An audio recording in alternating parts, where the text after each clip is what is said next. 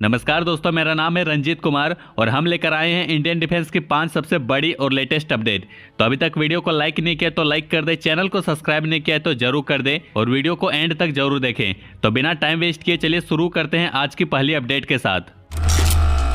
Parliamentary committee ने एक important suggestion दिया है कि इंडियन एयरफोर्स के कॉम्बैट कैपेबिलिटी को मेंटेन करने के लिए 5th जनरेशन फाइटर जेट तुरंत खरीदे जाने चाहिए। ये रिकमेंडेशन इसलिए दी गई है क्योंकि MRFA में 114 मल्टी रोल फाइटर एयरक्राफ्ट और LCA तेजस प्रोग्राम में डिले हो रही है। MRFA प्रोग्राम का गोल इंडियन एयरफोर्स के पुराने एयरक्राफ्ट को रिप्लेस करना है, जबकि LCA तेजस प्रोग्राम मॉडर्न और लाइट कॉम्बैट एयरक्राफ्ट प्रोवाइड करने के लिए डिजाइन किया गया है। लेकिन दोनों प्रोग्राम में डिले की वजह से इंडियन एयरफोर्स की कॉम्बैट रेडीनेस और रीजनल सिक्योरिटी चैलेंजेस का सामना करने की तैयारी पे असर पड़ रहा है। कमेटी का कहना है कि 5th जनरेशन फाइटर जेट को ओवर द काउंटर खरीदने का एक इंटर्म सॉल्यूशन हो सकता है। ये jet advance stealth technology, superior avionics और बेहतरीन कॉम्बैट कैपेबिलिटी के साथ आता है, जो इंडियन एयरफोर्स को टेम्पोररी एज दे सकता है। ये डिसीजन इंडियन एयरफोर्स को किसी भी इमरजेंसी या कंटिजेंसी के लिए तैयार रखेगा जब तक MRFA और तेजस प्रोग्राम पूरा नहीं होता। इस रिकमेंडेशन का मेन फोकस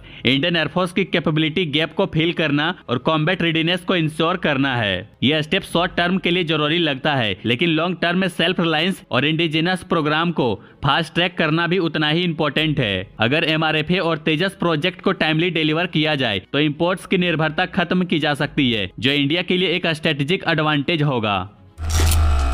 इंडियन नेवी अपनी लॉन्ग टर्म स्ट्रेटजी को क्लियर किया है, जिसमें 26 राफेल M जेट को एक शॉर्ट टर्म सॉल्यूशन के रूप में देखा जा रहा है। ये जेट तब तक काम करेगा जब तक इंडिया का खुद का TEDBF रेडी नहीं हो जाता, जिसका प्रोडक्शन क्लियरेंस 2033 तक होने की उम्मीद है। राफेल M पुराने MiG-29 के जेट को 2035 में रिप्लेस करेगा। ये एयरक्राफ्ट नेवी के करियर INS विक्रमादित्य और INS विक्रांत के लिए इमीडिएट ऑपरेशनल नीड को पूरा करेगा। Rafale M jet advance sensor, carrier compatibility और कटिंग एज वेपनरी के साथ आती है, जो शॉर्ट टर्म रिक्वायरमेंट्स के लिए आइडियल है, लेकिन नेवी इसे एक टेम्पोररी इन्वेस्टमेंट के रूप में देखती है, लॉन्ग टर्म के लिए नहीं। TEDBF का प्रोटोटाइप 2028 तक अपनी पहली फ्लाइट ले सकता है और 2035 तक इंडक्शन शुरू होने की उम्मीद है। ये इंडिजिनस एयरक्राफ्ट होगा जो फॉरेन सप्लायर पर निर्भरता को कम करेगा और इंडियन डिफेंस मैन्युफैक्चरिंग कैपेबिलिटी को प्रमोट करेगा। राफेल M का फ्लीट लिमिटेड यानी कि सिर्फ 26 जेट रखना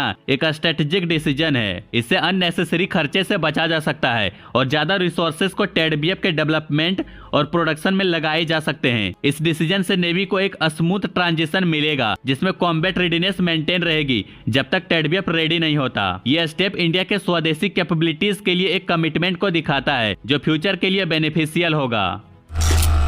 इंडियन नेवी अपने फ्यूचर के लिए एक एम्बिशियस प्लान बनाया है, जिसमें वो अपनी एयरक्राफ्ट करियर फ्लीट को एक्सपेंड करना चाहती है ताकि इंडियन ओशियन रीजन में मैरीटाइम डोमिनेंस बनाए रखे जा सके। 2040 तक इंडिया 3 से 4 एयरक्राफ्ट करियर ऑपरेट करने की सोच रही है। अभी तक INS विक्रमादित्य और INS विक्रांत सर्विस में है और INS विशाल डेवलपमेंट फेज में है। फ्यूचर में इंडिया अपनी फ्लीट को 4 करियर तक एक्सपेंड कर सकती है ताकि हमेशा एक करियर ऑपरेशनल रहे, चाहे दूसरे मेंटेनेंस या ट्रेनिंग में हो। नेवी का प्लान है कि 2040 तक 26 राफेल M फाइटर जेट और 145 TEDBF अपनी फ्लीट में हो। ये जेट करियर ऑपरेशन को पावरफुल बनाएगा। राफेल M जेट की टेक्नोलॉजी एडवांस है, जैसे AESA रडार और इलेक्ट्रॉनिक वॉरफेयर सिस्टम, जो नेवी के करियर्स को एक स्ट्रॉन्ग डिफेंस देगा। और TEDBF जो एक 5th जनरेशन फाइटर है, स्टील्थ और AI बेस्ड फीचर के साथ लो मेंटेनेंस और फ्लेक्सिबल होगा, जो करियर ऑपरेशन के लिए परफेक्ट है। इंडिया की नेवल एयर पावर, जो पाकिस्तान के 450 जेट के 62% के बराबर होगी, उससे नेवी को एक एज मिलेगा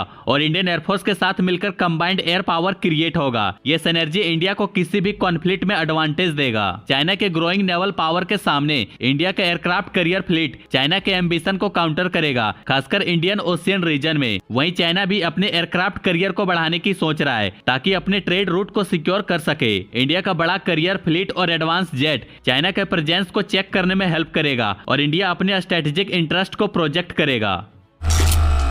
डिफेंस एनालिस्ट रानेश राजन ने एक इंटरव्यू में पाकिस्तान के J-35A स्टील्थ फाइटर जेट के एक्वाजिशन को लेकर चिंता जताई है। उन्होंने कहा कि अगर पाकिस्तान ने J-35A फाइटर जेट अपनी फ्लीट में शामिल किया तो इंडिया को अपनी एयरफोर्स को मॉडर्नाइज करने के लिए जल्दी से कुछ नया खरीदना पड़ सकता है, जिसे पैनिक बाइंग कहा गया है। राजन ने पास्ट एग्जांपल दिया, जब पाकिस्तान ने F-16 फाइटर जेट खरीदे थे उस वक्त इंडिया ने अपनी फ्लीट को मजबूत करने के लिए मिराज 2000 और MiG-29 जेट खरीदे थे, क्योंकि पाकिस्तान का एयरफोर्स बहुत स्ट्रॉन्ग हो गया था। अब जब पाकिस्तान 2027 तक J-35A को अपनी फ्लीट में शामिल कर सकता है तो इंडिया को अभी अपनी एयर पावर को स्ट्रॉन्ग करने के लिए कुछ करना पड़ेगा।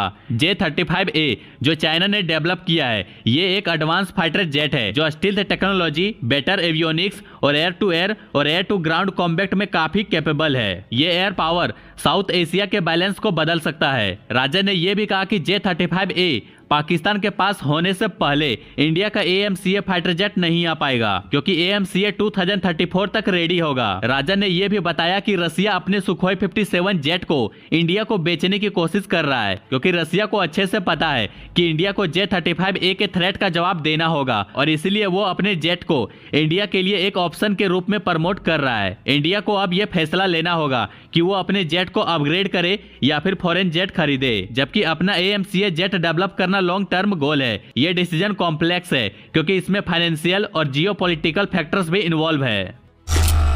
इंडिया का अपकमिंग टेडबीएफ एक एडवांस फाइटर जेट है जो आर्टिफिशियल इंटेलिजेंस का यूज करके अपने ऑपरेशन को और भी इफिशिएंट बनाएगा। इस फाइटर का AI असिस्टेड ऑटोमेटिक लैंडिंग और take off system specially carrier operation के लिए डिजाइन किया गया है। यह सिस्टम करियर पर लैंडिंग और टेक ऑफ करते वक्त पायलट के लिए काफी यूजफुल होगा। करियर बेस्ड ऑपरेशन में लैंडिंग और टेक ऑफ काफी चैलेंजिंग होते हैं, क्योंकि करियर की डेक स्पेस बहुत लिमिटेड होती है और मूविंग करियर वेव्स और विंड से इफेक्टेड होती है, जिससे पायलट को हाई स्ट्रेस का सामना करना पड़ता है। उस टाइम वेदर भी अनप्रिडिक्टेबल होता है जो लैंडिंग को और डिफिकल्ट बना देता है। टेडबीएफ का AI सिस्टम इन सब चीजों को ध्यान में रखता है और एयरक्राफ्ट को सेफली लैंड और टेक ऑफ करने में हेल्प करता है। इस AI असिस्टेड सिस्टम का फायदा ये है कि पायलट को मिनिमम इनपुट देना पड़ेगा, जिससे ह्यूमन एरर्स का चांस कम हो जाएगा। यह सिस्टम लो विजिबिलिटी, स्ट्रॉन्ग क्रॉसविंड और करियर मोशन जैसे चैलेंजिंग कंडीशन में भी एयरक्राफ्ट को सेफली लैंड करने में हेल्प करेगा। यह सिस्टम टेडबीएफ को F-35C और F-35B जैसे एडवांस नेवल फाइटर से सुपीरियर बनाता है, क्योंकि उनमें ये कैपेबिलिटीज नहीं है। AI का यूज न सिर्फ करियर ऑपरेशन को स्ट्रीमलाइन करेगा बल्कि डाउन टाइम को भी कम करेगा, जिससे मिशन रेडीनेस बढ़ जाएगी। इसके अलावा AI कंट्रोल्ड मनूवर से फ्यूल भी बच सकता है और लैंडिंग गियर पे स्ट्रेस कम होगा, जो एयरक्राफ्ट के लाइफ स्पेन को बढ़ाता है। इस तरह से टेडबीएफ अपनी टेक्नोलॉजी और रिलायबिलिटी के साथ नेवल एविएशन में एक नया स्टैंडर्ड सेट करेगा। इंडिया के मिलिट्री मॉडर्नाइजेशन पर अपडेट्स के लिए बने रहिए।